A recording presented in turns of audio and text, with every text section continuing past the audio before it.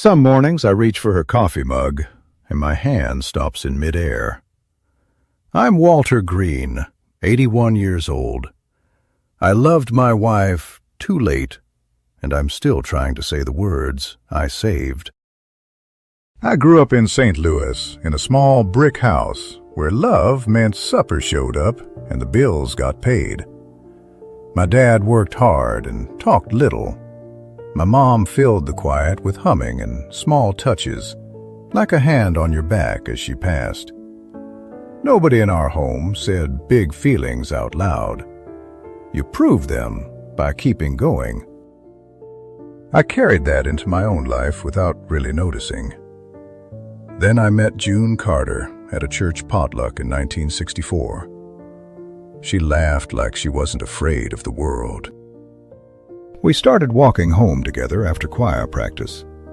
She talked about her sisters and the porch she wanted one day. I liked listening because listening felt safe. If I listened, I didn't have to risk saying the wrong thing. We married the next summer. July heat, a simple dress, my hands sweaty in hers. June held my arm like she trusted me with her whole future. I promised myself I'd be a good husband. I meant it. I just thought being good was mostly about working. When the kids came, I leaned even harder into that idea.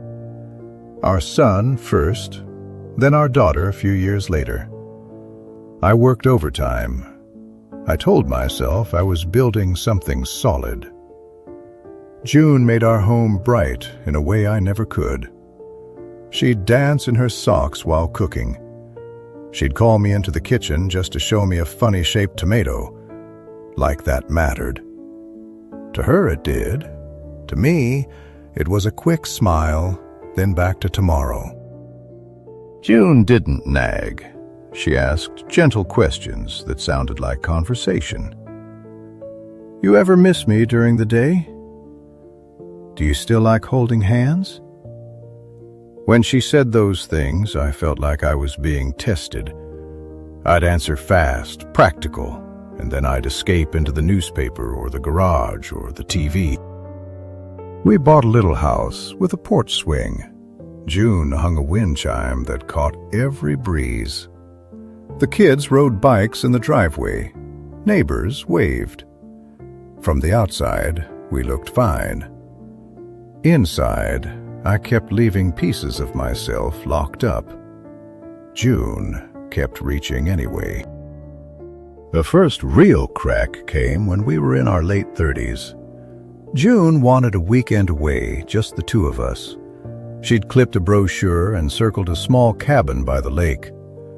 I kept saying, not this month, work's busy. Next month. One night she slid that brochure across the table and said, Walter, do you love me, or do you just live with me? I laughed a little, not because it was funny, but because I didn't know what to do with a question like that. I said, don't be dramatic. Look around. I'm providing. Her face went still, not angry loud, just still.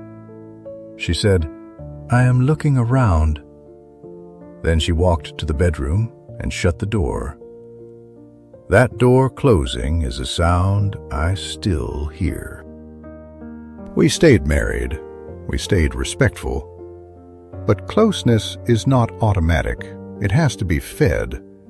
And I kept feeding everything else. Years passed like that. Holidays, school plays, weddings, grandbabies. I hugged my kids. I fixed things around the house. I showed up. But I didn't open up. June would sit beside me on the couch, and I could feel her wanting to talk, wanting to be met halfway. Most nights, I met her with silence. Then I retired. June was excited in a way that almost scared me. She said, "We get you back now." She said it softly, like she didn't want to jinx it. I tried at first. I made coffee. I drove her to the store. We took walks. But I was restless. I didn't know how to be with her without a task. If the room got quiet, I'd fill it with anything that didn't involve feelings. Weather, lawn, a story from the news. June would watch me with that patient look, like she was waiting for the real me to sit down. A few years later, the sickness started. Alzheimer's.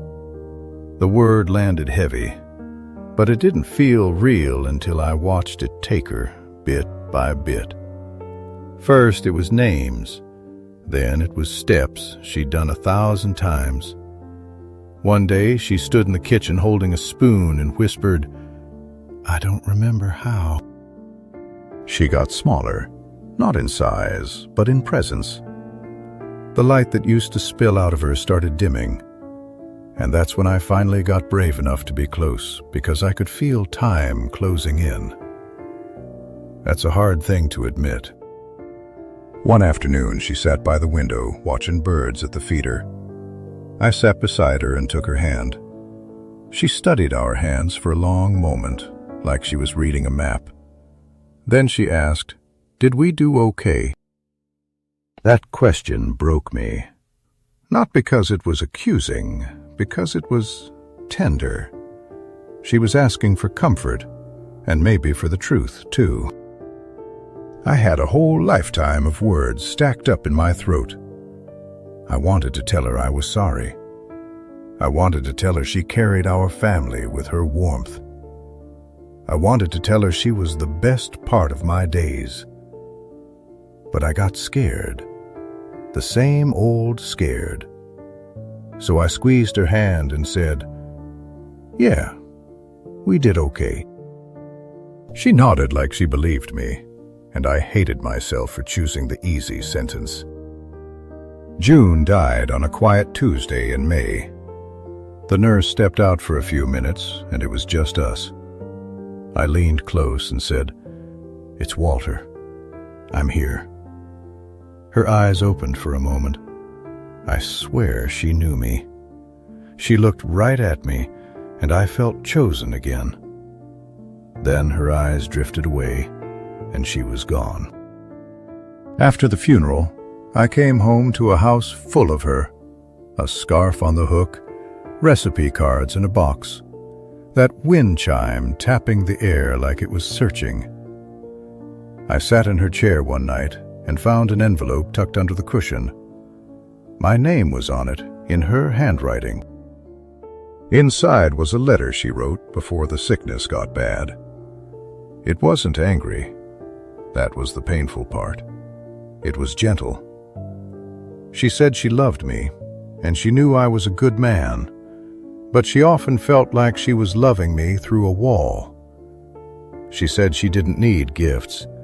She just wanted my heart in plain words while she could still hear them. I read that letter out loud to an empty room. Then I cried so hard I scared myself.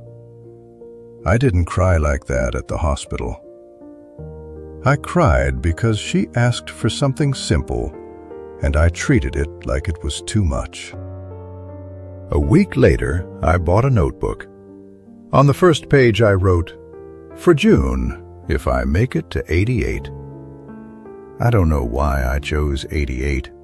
It just sounded like the age where you've got no excuse left. If I were 88 and you were sitting across from me, June, I'd tell you I loved you the wrong way for too long. I'd tell you I used work like a shield because I was afraid of being seen and not measuring up. I'd tell you you were never asking for perfection. You were asking for presence. I'd tell you I remember you dancing in your socks and I acted like it was nothing, but it was the whole house breathing. I'd tell you I heard every question you asked and I hid behind, 'I'm tired,' when what I really meant was, 'I don't know how to say it.' I'd tell you I'm sorry I called you dramatic when you were just reaching for me. I'd tell you thank you for staying kind, even when I made it lonely. And I'd tell you I love you, June. not as a thought in my head, as a thing I should have put in the room every day. I'm 81 now. I don't get to say those words to her face, but I can say them here, and I can live like I mean them with the people I still have. If you're listening, and there's someone you care about, don't wait until you're holding an envelope after the house goes quiet. Say one plain thing today. Say, I'm glad you're here. Say, I see you. Say, I'm sorry for that time I brushed you off. People don't stay the same. Neither do you. And when the porch gets still and the wind chime keeps ringing for someone who isn't coming back, you'll want fewer words locked up inside you, and more of them out in the light.